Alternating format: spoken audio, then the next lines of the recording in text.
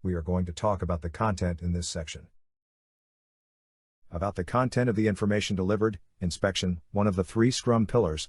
Inspection in this context is not an inspection by an inspector or an auditor but an inspection by everyone on the Scrum team. The inspection can be done for the product, processes, people aspects, practices, and continuous improvements. It involves thoughtful examination and processing of feedback. Therefore, all 3 questions are answered, like looking at object in 3 dimensions. What do we look at? Progress towards getting sprint goal done, that is the product increment. For the meeting to be useful, we need to be specific to the sprint goal. Task board needs to be up to date to provide useful information that is just specific enough. Team members should look at the Scrum board beforehand and update it if necessary to prepare for the daily Scrum. The structure of the information is flexible. Information with the purpose of collaboration is what is important, the content, not the structure. Scrum Masters are not encouraged to act like drill sergeant. That's why it is not necessary to have 3 separate questions repeated. We just want to pay attention to the content. Using the Scrum board is strongly recommended to enhance clarity on who is working on what. It makes easy to see the highest priority item.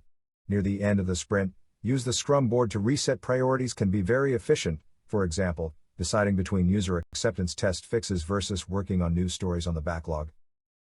It's possible to update the Scrum board by marking stories as done during the sync. It helps to make clear what will be ready for sprint review and give opportunity to celebrate as a team. Let's discuss obstacles about communication during the daily Scrum. First, communication can have too much detail. It happens when team members engage in storytelling, or when team members don't have the collaboration towards the sprint goal objective clearly in mind. 3 recommendations can help. Focus on getting an overview of progress by balancing between detail and simplicity. Unless a lesson was learned, technical details have no value. You can also remind up front to keep comments brief but specific to the sprint goal. Reminders can also be handled in a retrospective. Also, communication can be too vague. This can be due to team members cannot remember what they did or because they don't prepare for the meeting.